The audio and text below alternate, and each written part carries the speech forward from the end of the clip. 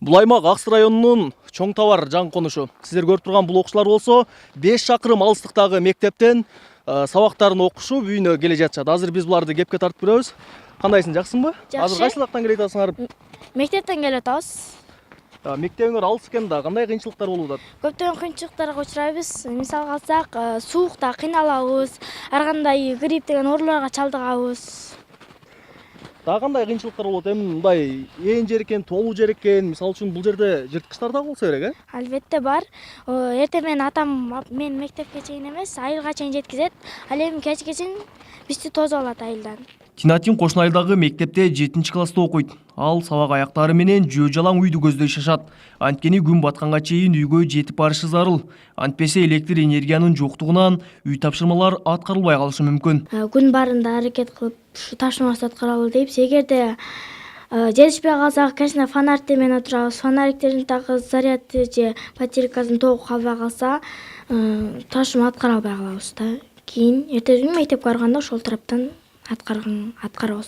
Мектепте балдар телевизор көрөт, биз да телевизор көрүп жыргап калмакпыз. Балдардын мындай оор шартта жашап жатышы жана билим алуудагы кыйынчылыктары үчүн ата-энелер өздөрүн жана мамлекетти күнөөлүү деп эсептешет. Анткени өлкө келечеги болгон балдар катаал шартта жашап, электр жарыгынын жоктугунан сыналга, интернет сыяктуу маалымат айдыгынан алыс өсүүдө. Саясий туткундарга коргоо комитети аталган саясатчыны саясий курулуш менен камалды деп билдирет.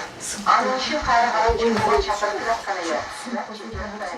Балдардын келечегинде ушундай эстеп кеткенде өзүмө мындай ыңгайсыз абалда сезем да, эне катары.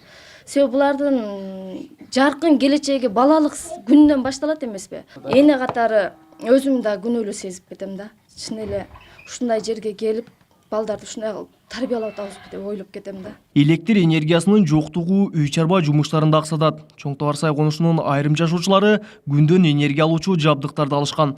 Бирок анысы күн чайыттай ачык болуп, жылуулук жакшы болгон маалда гана энергия жыйнап, атайын жасалган электр чырактарды гана жандыра алат. Караңгы киргенден кийин жашоо токтогондой болот.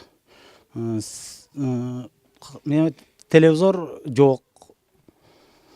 Өзүңөр көрүп тургандай булар эч нерсени иштете албайт экен. Кеч киргенге чейин өзүбүздүн күндүзгү иштерди бүтүрүп калышка аракет кылабыз. Чоң Табарсай жаңы конушунда бул сыяктуу 11 үй бар. Аймак башчысы билдиргендей, азырынча аларга электр жарыгын тартуу мүмкүн эмес. Анткени бул аймак айыл статусун алмак тургай, турак жайлар курулган жерлер трансформация болгон эмес. Булардын ичинен азыр үчөөнүн эле 4-өөнүн документи бар. Булар 49 жылга мындай документ алышкан. 49 жылга көктөндүрүү үчүн көк кагазын алып, мындай болгон. Азыр мыйзамда булар жоюлган, пока болгону өздөштү беркин. Авлетим айыл аймагына караштуу Чоң Табарсай жаңы конушу 2008-жылдары түптөлгөн. Ошол жылдары Капчыгайдагы сай жээгинен жер тилке берилип кеткен.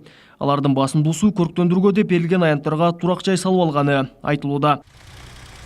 Кабылбек Көчкөнбай уулу, Тынчбек Долдаев, Жалал Абад облусу.